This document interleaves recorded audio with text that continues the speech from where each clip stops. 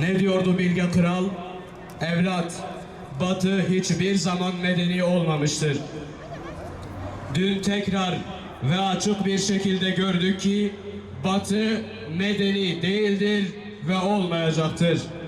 Dün elinde on binlerce masumun kanı olan domuz soylu Netanyahu Amerika parlamentosunda ayakta alkışlandı. Peki ya halkı Müslüman olan sözde Müslüman liderler ne yaptı?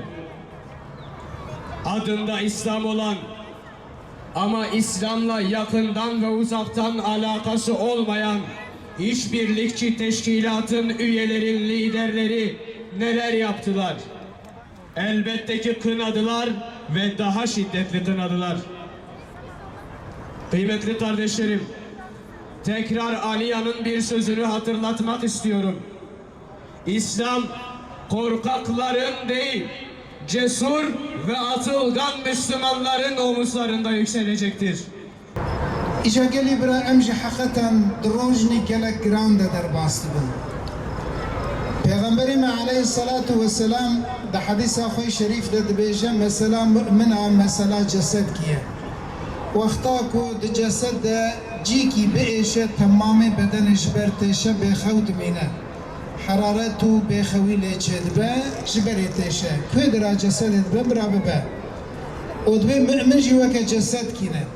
Îdî vakta ku li kuê dira dunyayê birayê me vakta biêşin ku eger em pê biêşin em Müslümanin. Vakta ku em pê neêşin veya xwe dema bi dev em bêjin em pê êşiyane ama di heqîqet de em pê neêşin ti hereketek ji me çênebe ti fealiyetek ji me çênebe alametê ku ew êş ne bi rastiye. Vakta ew êş ne bi rastî be li gorî te'bîra hedîsê ew çax îman jî mü'mintî jî ne bi rastiye. İja ji bo vê qasî elhamdülillah em ji vê derê ji bo vê êşa hane em civiyane alametê ku em pê dêşin alametê ku mü'min yek cesedekin. A kafira bi sed sala şuğulên xebat kirin hakikaten şev û rojê xwe kirin yek heta ku me Müslümana anîn vî halî ku em bûn qirş û qalê ser avê ser lehiyê ku li ber xwe dibe av bi kur de here ewana jî pê re diçin bi wî şeklî ti qîmetkî wan tune ye. Erê îro jî alema İslamê ku nêzîka 2 milyar însan e ku evan mel'ûnê hanê em bêjin weke kulmek axint kulmek xwelî û temamê Müslümana bi vî şeklî li ber wan heyîrî mane. Çima bi vî şeklî çêbû? Lewra evana reîsê me ji me stendin. Ev e malûm e wexta ku reîs tune be weke tizbiya ku bê îmamok be tev ji hev bela wela dibe.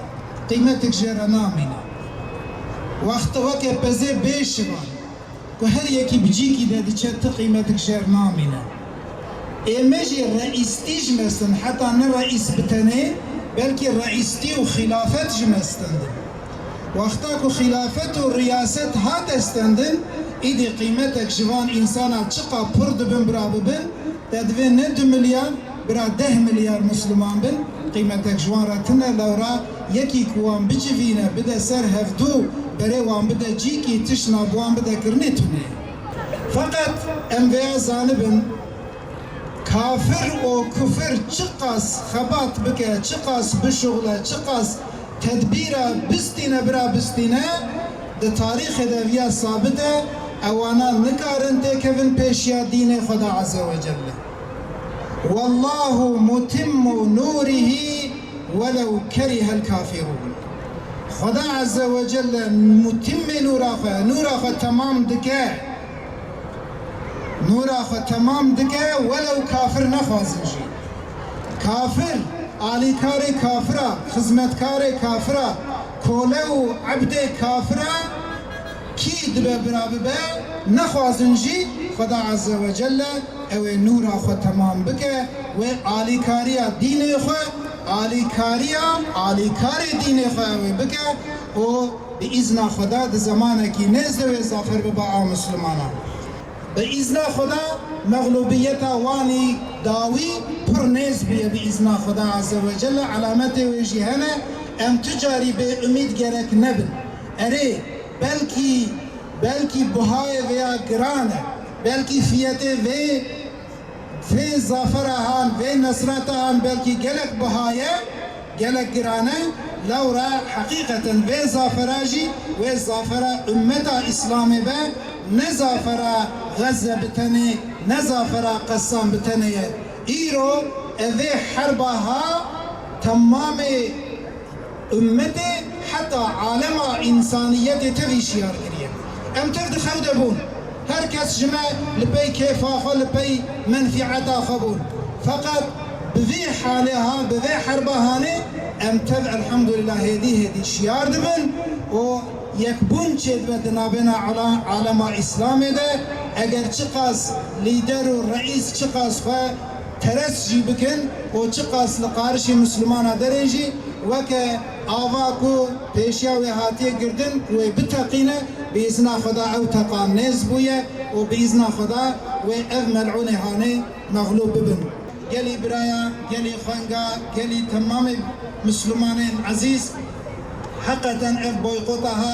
تشتکی پر مهمه جهادا میه ایرو جهادا می مسلمان ایکو ام نلوی درینه جهادا میه مزن بویقوته تجاری لیا بچوک نبینن تجاری اهمال نکن تجاری لذت آخوا منفعت آخوا کار آخوا هون دبینن ویا ندوان مالی وان کافراده نبینن امین بن بزن بن که تخیر دنبان مالا ده تونه تمام نخوشیه که آنا دنوا علم اسلام ده بلا بونه و زیده ده بن قانسیر و شکر و نظانم چه جعر و زقوم تف جوان خوارنه وان ملعونه جه مال وان درکتیه تخیرک دوان ده تونه تجاری قلیتو اشترا بیجم یعنی باشبونا وی فلانی تجاری نخن ذهنا خو گرم بیا زانبن والله انسانی کو و اهمال بکه او جید به آلی کار وان ملعون صهیونی دخونا وان برایمه مسلمان ده شریکه و کسی کو خوشوان دور بکه او جی عینی وکه وان برایمه قسامی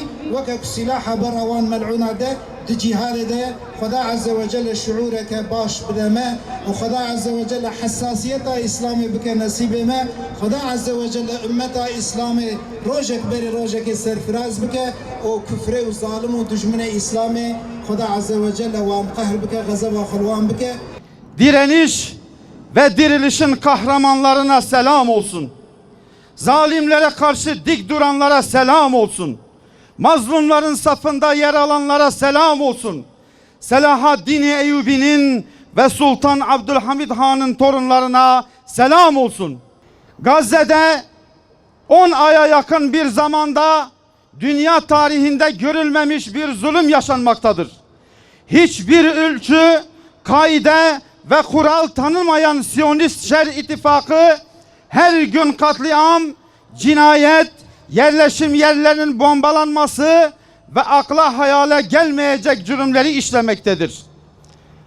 Ümmetin dağınıklığından, ırkî, mezhebi, siyasi ve etnik ihtilaflarından istifade eden Siyonist ittifak güçleri mazlum Gazze halkını soykırımdan geçirme cüretini göstererek tarihte benzeri görülmemiş gaddarlıkla saldırmaktadır.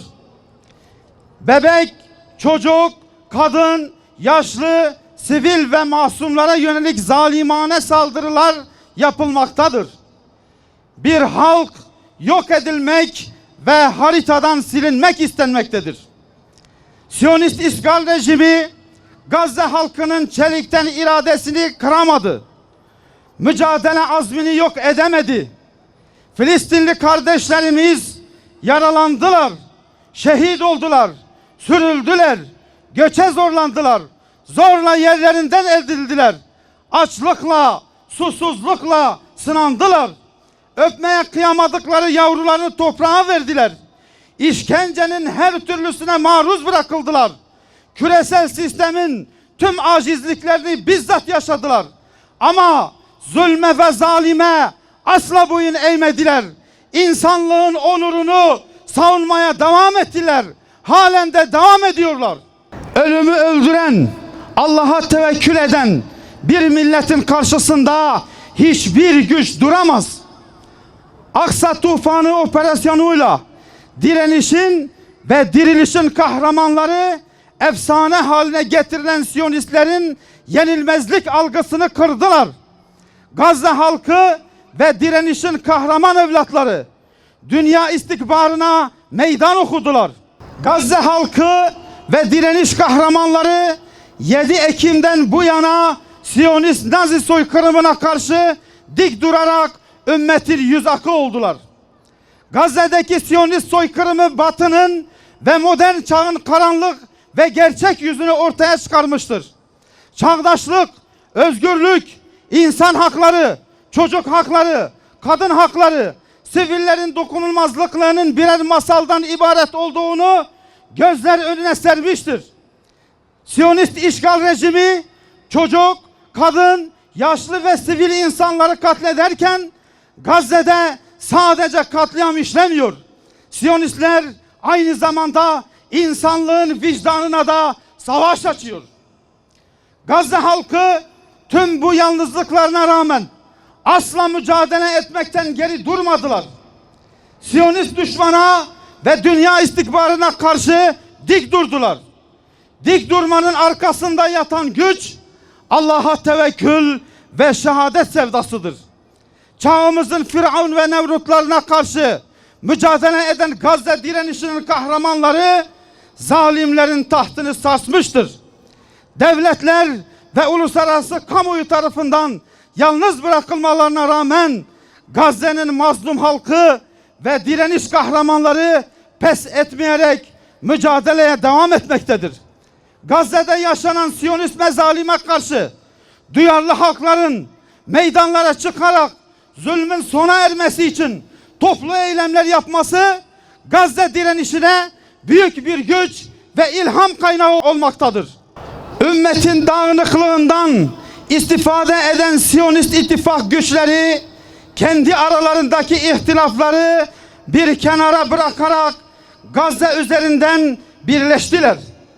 Gazze'de yaşanan mezalime karşı bir elin parmaklarını geçmeyecek sayıda vicdan sahibi birkaç ülkenin dışında tüm dünya ülkeleri bu zulme seyirci kalmıştır.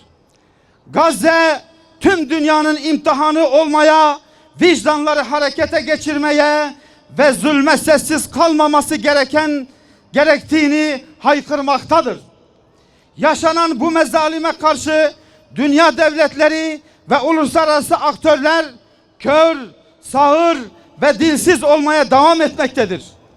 Bazı ülkeler halklarının tepkisini dindirmek adına cılız kınama mesajları yayımlayarak yaşananları seyirci kalmaktadır. Bazı vicdan sahipleri ülkeler bürokratik yollarla bu vahşeti durdurmaya çalışmakta, kimi ülkeler ise uluslararası mahkemeye başvurarak soykırıma engel olmaya çalışmaktadır.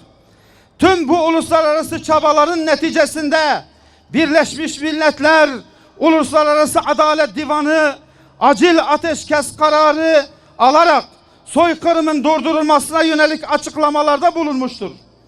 Siyonist Nazi ittifakı alınan mahkeme kararlarını ve uluslararası kararları hiçe sayarak soykırımına devam etmektedir. Tüm bu gelişmeler bize şunu gösterdi ki Siyonist zulmü ve soykırımı durdurmanın siyasi, bürokratik, hukuki yollarla olamayacağı, bu vahşet ve soykırımı durdurmanın tek çözüm yolunun askeri güç kullanarak durdurulacağı kanaatini oluşturmuştur. Şu an mevcut olan uluslararası dengeler anarşizm felsefesine göre oluşturulmuştur. Güçlü olanın zayıfı ezdiği, Bu paradigmanın son bulmasının vakti gelmiştir. Tek kutuplu Siyonist Şer İttifakı'nın kurmuş olduğu dengelerin kırılma vakti gelmiştir. Gazze'deki zulmün sona ermesi için özgür halklar kadar özgür ülkelerin de ittifakına ve güçlerini birleştirmelerine ihtiyaç duyulmuştur. Yemen ve Lübnan'ın işgal rejimine karşı Gazze'nin yanında yer aldığı operasyonları bu gücün bir araya gelmesi ve diğer vicdan sahibi ülkelerin birleşmesi için zemin oluşturmuştur. Bu fırsat iyi değerlendirilerek Siyonist Şer İttifakı'na karşı mazlumların hamisi Adalet ve Hakkaniyet İttifakı'nın kurulmasını gerekli kılmıştır. Güçlünün haklı olduğu değil, haklının güçlü olduğu bir paradigmanın oluşum zamanı gelmiştir. Gazze soykırımı sözde uluslararası sözleşmelerin insan hak ve hürriyet, eşitlik, özgürlük, kardeşlik söylemlerinin birer yalandan ibaret olduğunu gözler önüne sermiştir. Gazze'de yaşananlar Siyonistlerin Filistin'de 100 yıllık işgal ve talan girişimlerinin ikinci adımını teşkil etmektedir. İlk adım Filistin'in tamamen işgal edilmesi, ikinci adım ise Filistin'e komşu tüm ülkelerin işgal edilmesi bilinen bir gerçektir. Fırat ve Nil arasında tüm topraklara gözünü dikmiş olan bu Siyonist canavarı durdurmanın tek yolu ihtilafları bir kenara bırakarak güçlerin birleşmesiyle olur. Bu vahşi Siyonist canavar hiçbir uluslararası normu, mahkeme kararlarını dinlememektedir. Şımarık Siyonistler yayılmacı politikalara dönüştürdüğü son Gazze saldırıları diğer ülkeler içinde tehlike çanlarını çalmaktadır. Siyonist işgal ordusunun bu saldırgan tutumu bölgesel bir tehdit olarak ateş çemberini genişletmektedir. Gazze'de yaşanan bu amansız ve acımasız saldırı hali devam ettiği müddetçe Türkiye dahil diğer çevre ülkelerin hiçbiri emniyette değildir. Bugün Gazze'deki direniş emperyalist şer odaklarını güçlerinden büyüten ülkelere büyük bir ders vermektedir. Gazze direnişi şunu haykırmaktadır: Siyonist Şer İttifakı'nı gözlerinizde büyütmeyin. Evet, bir avuç kahraman Gazze'de kıt imkanlarla Siyonistleri ve emperyalistleri dize getirecek kahramanca bir mücadele sergilemektedir. Gazze direnişi Allahu Teala'nın zafer vaadine iman ederek yola çıktı. Ey Müslüman liderler ve özgür halklar, sizler de bu kahramanları örnek alarak bir araya gelip Siyonist işgal ittifakına karşı bir cephe oluşturabilirsiniz. Unutmayınız, Allahu Teala'nın vaadidir. Nice az topluluklar Allah'ın izniyle nice çok topluluklara galip gelmiştir. Allah sabredenlerle beraberdir.